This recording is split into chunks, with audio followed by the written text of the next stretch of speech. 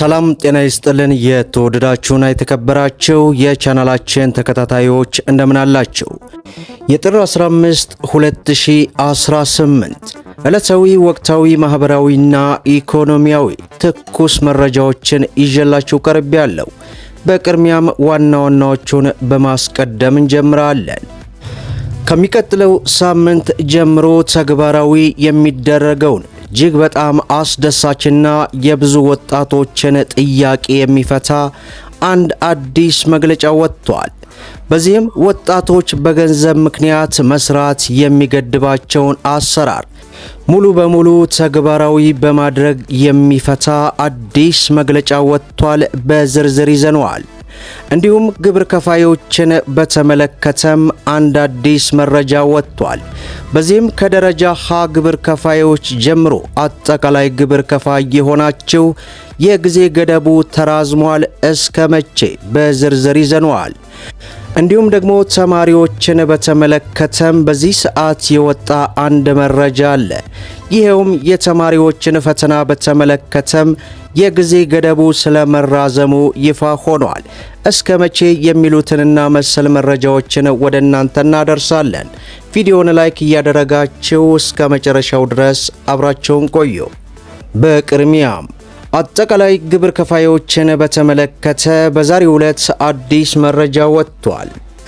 ዓመታዊ የንግድ ፍቃድ እድሳት ያለ ቅጣት የሚታደስበት ጊዜ ካበቃበት ታህሳስ 30 ቀን 2018 ጀምሮ የማደሻ ጊዜው ለተጨማሪ 15 ቀናት ተራዝሞ እደሳ ሲከናወን ቆይቷል። ይሁን እንጂ በተሰጠው ጊዜ እድሳታቸውን ያላጠናቀቃችሁ የንግድ ማህበረሰብ አባላት የንግድ ሥራ ፍቃዳቸውን እድሳት ማከናወን እንድትችሉ ለመጨረሻ ጊዜ ለተጨማሪ 15 ቀናት መራዘሙን የአዲስ አበባ ንግድ ቢሮ አስታወቀ።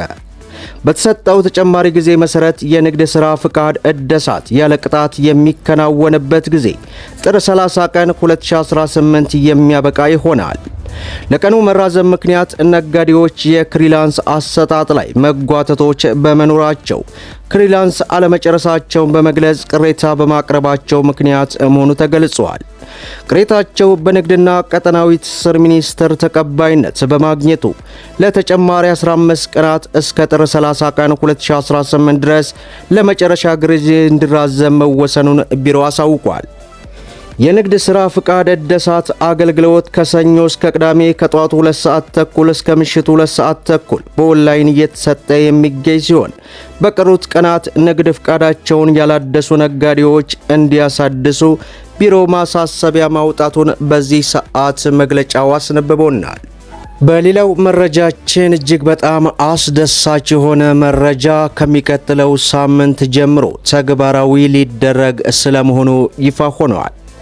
በኢትዮጵያ በፋይናንስ ዘርፍ ውስጥ የተደረጉ ሪፎርሞች ውጤት ያገኙ መሆኑን አሁን ዘርፉን የበለጠ ሊራመድ የሚያስችል አዳዲስ አሰራርና ድንጋጌዎች እንዲተገበሩ እየተገለጸ ሲሆን በዘርፉ ማሻሻያዎች የሚደረግባቸውና ሊተገበሩ የታቀዱ አዳዲስ ክንዋኔ ከቀጣይ ሳምንት ጀምሮ በተከታታይ ስራ ላይ የሚውሉ መሆኑን ሪፖርተር አስነብቦናል።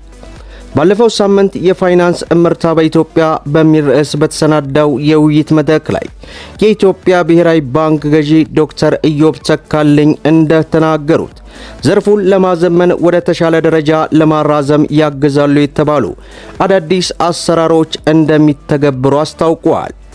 የኢትዮጵያ ብሔራዊ ባንክ ገዢ እንደገለጹት በዘርፉ አዳዲስ አሰራሮችና ፖሊሲዎችን ስራ ላይ ለማዋል ከታቀዱ ባሻገር በእንጥልጥል ላይ የነበሩ የፋይናንስ ተቋማትን የሚመለከቱ ጉዳዮች በዚህ ዓመት በትኩረት ይሰራባቸዋል ብለዋል።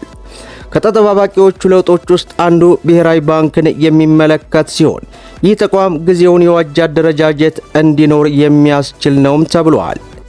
የብሔራዊ ባንክ ገዢ ሰሞኑን በተካሄደው የፋይናንስ እምርታ በኢትዮጵያ መድረክ ላይ እንደጠቀሱት ብሔራዊ ባንክ ከቀጣይ ሳምንት ጀምሮ የፋይናንስ ዘርፉን የተመለከቱ ይተገብራል ያላቸው ከነዚህ አዳዲስ አሰራሮች መካከል አንዱ የስታርት አፕ ፋይናንስን የሚመለከት ሲሆን በቀጣዮቹ ጥቂት ሳምንታት ውስጥም የስታርት አፕ ኢንቨስትመንት ባንክ እንደሚቋቋም ገልጸዋል። በዚህም በሚቋቋመው መሰረት ስራ ፈጣሪዎችን ሊያግዝ ይችላል የተባለው የህግ ማዕቀፍ ዝርዝር ይዘትን ባይገልጹም ስታርታፕ ፋይናንስ የተመለከተው የባንክ መመሪያ በሚቀጥለው ሳምንት እንደሚወጣ ጠቁመዋል። ከዚህ ጋር ተያይዞ የኢትዮጵያ ኢንቨስትመንት ሆልዲንግ በተመሳሳይ ስራ ፈጣሪዎችን የሚያግዝ ባንክ ለመክፈት እየተዘጋጀ መሆኑንም ጠቅሰዋል። በዚህም መሰረት ከሰሞኑ የኢትዮጵያ ብሔራዊ ባንክ ገዢ ማብራሪያ የሰጡበት መገንዘብ እንደሚቻለው በዘርፉ ትልቅ ለውጥ ይደረግበታል ተብሎ የሚጠበቀው ራሱ ኢትዮጵያ የብሔራዊ ባንክ በአዲሱ መልኩ ማዋቀር ይኖርበታል የሚል ነው። በግልጽ እንደተነገረውም የኢትዮጵያ ብሔራዊ ባንክን በሰው ኃይልም ሆነ በቴክኖሎጂ ከአቻ ተቋማት ጋር የሚጣጣም እንዲሆን በርካታ የማሻሻያ ስራዎች የሚሰሩ ሲሆን እስካሁን ያልነበሩ አዳዲስ አሰራሮችም የሚተገበሩ መሆኑ ተገልጿል። እንዲህ አይነት ሪፎርም እየሰራን ማዕከላዊ ባንኩ ይህንን ሪፎርም የሚሸከም ካልሆነ በቀር ቀጣይነት ያለው ውጤት ሊመጣ አይችልም ያሉት ዶክተር ኢዮብ ተካልኝ ብሔራዊ ባንክን በአዲስ መልክ ማደረጃጀትና እይታውን መቀየር ያስፈልግ ስለነበር ይህንን ለማድረግ የተለያዩ ስራዎች እየተሰሩ ነው ማለታቸው ተገልጿል። ማሻሻያው ስራው ትልቅ ትርጉሙ የኢትዮጵያ ብር ትክክለኛ ዋጋውን አግኝቶ የኢትዮጵያ ኢኮኖሚ ተወዳዳሪ እንዲሆን ማድረግ አንዱ ሲሆን ነገር ግን ተቋሙ በሰው ኃይል በቴክኖሎጂ መደራጀት እንዳለበት የአቅም ግንባታ ስራ መስራት አለበትም ተብሏል። ባንኩ ከሚመራቸው ተቋሞች ጋር የሚሰራ ነገር ግን የሚፈራና የሚከበር ተቋም እንዲሆን በርካታ የማሻሻያ ስራዎች እየተሰሩ እንደሚገኙ ጠቅሰዋል። ከዚህ ቀደም ከነበረው የመቆጣጠሪያ ስልት ለየት ባለ መንገድ ቁጥጥር የሚደረግበት አሰራር የሚተገበር ስለመሆኑን ጠቅሰው ይህንን ለማድረግ አዳዲስ ድንጋጌዎች እንደሚወጡ ከተደረገ ገለጻ ጎልቶ እንዲታይ እንደሚያደርገውም ተናግረዋል። የኢንሹራንስ ዘርፍ ትልቅ አቅም ያለው ተዘናግቶና ተረስቶ የቆየ መሆኑን ገልጸው ማዕከላዊ ባንኩ ላይ ያተኮረ የኢንሹራንስ ዘርፉን በአግባቡ አለመምራትም ብለዋል። ስለዚህ ራሱን የቻለ አደረጃጀት ኖሮት እንዲመራ የሚያደርግ አዲስ ማዕቀፍ እየተዘጋጀ ይገኛልም ብለዋል።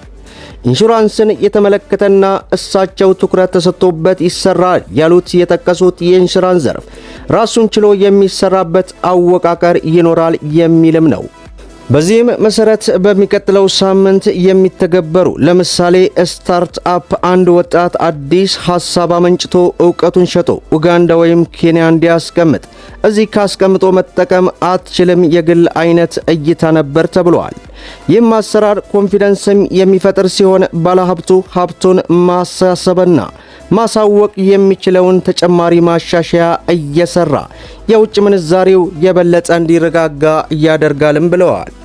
በዚህም መሰረት ከሚቀጥለው ሳምንት ጀምሮ ተግባራዊ የሚደረገው አዲሱ አሰራር በተለይ የወጣቱን ስራ መደገፍ የሚያስችል የዩዝ ኢንተርፕራይዝ ኢንቨስትመንት ባንክ በማቋቋም ላይ እንገኛለን ማለታቸው ተገልጿል። ይህ ማለት ስታርት አፕ ኤስኤምኢ ኢንተርፕራይዝ የገንዘብ ፍላጎት ኖሮት የሚቸገር ምንም አይነት ወጣት እንዳይኖር አይዲያውን ወደ መሬት ለማውረድ ፈልገው በገንዘብ ምክንያት ወደ ኋላ የሚቀረውን ለመቀየር የሚያስችል ስለመሆኑ ገልጸው የዚህ ባንክ መፈጠር በዘርፉ ብዙ ለውጥ ለማምጣት የሚያስችል መሆኑን አክለው መግለጻቸውን የኢትዮጵያ ብሔራዊ ባንክ ማብራሪያን ሪፖርተር ማስነበቡን በዚህ ሰዓት ተመልክተናል።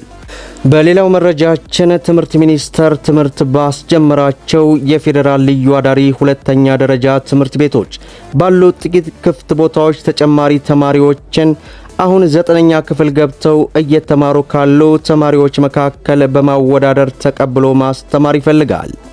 በዚህም መሰረት የነጻ ትምህርት ዕድሎች ጥቅሞች፣ ሙሉ የትምህርት ክፍያ ሽፋን፣ ነጻ የመኝታና የምግብ አገልግሎት፣ ልዩ ስርዓት ትምህርት የሚከታተል ጥራት ያለው ትምህርት፣ ምቹ የመማሪያ አካባቢ፣ አመልካቾች ሊሟላቸው የሚገባ መስፈርቶች በ2017 8ኛ ክፍልን ያጠናቀቀ የዲጂታል መታወቂያ ወይም ፋይዳ በ8ኛ ክፍል ፈተና 85% እና ከዚያ በላይ ያለው መሆኑን በዚህ ሰዓት የወጣውን መረጃ ተመልክተናል። መደመጥ ያለባቸው ወሳኝ የሆኑ መረጃዎችን ይመስላሉ። ቪዲዮውን ላይክ ሸር አድርጉት። እስከ ፍጻሜው ድረስ አብራችሁን ስለቆያችሁ ልባዊ ምስጋናችንን እየሰጠን በሌላ ቪዲዮ እስከምንገናኝ ወሰላሙ አለይኩም ወራህመቱላህ